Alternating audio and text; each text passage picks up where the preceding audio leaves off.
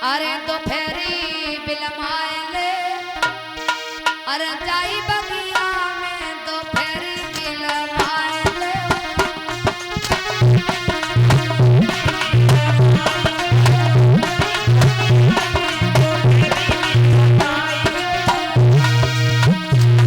दोपहरी बिलमाए जाई बगिया में दोपहरी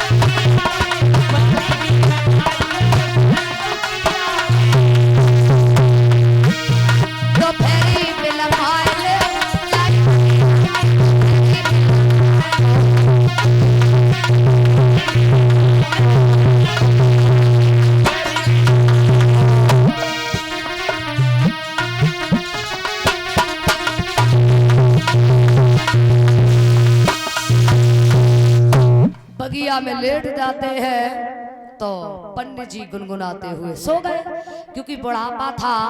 अब महाराज बुढ़ापे में इंद्रियां कार्य करना बंद कर देती हैं। पहलो सुख निरोगी काया, दूजे सुख घर में माया, तीजे सुख सुलक्षण नारी, चौथे सुख सताज्ञाकारी, पंचम सुख नंगरवे वासा, छठवां सुख कंचन के रासा।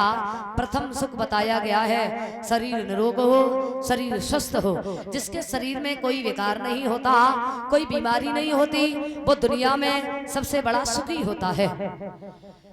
तो ब्राह्मण देव सो जाते हैं। भगवान कन्हैया ने देखा रुक्मिणी का पत्र लाने वाले ब्राह्मण तो रास्ते में ही सो गए। तुरंत अपनी योग माया को भेजा और उस बगिया से उठाया, द्वारिका की बगिया में लिटा दिया। जैसे ही ब्राह्मण देव के नेत्र खुले, विचार किया ये तो सर्व सोने की द्वारिकापुरी बनी हुई है, और हम तो 2 कदम चल भी नहीं पाए इतनी जल्दी द्वारिका में। वाह भाई वाह।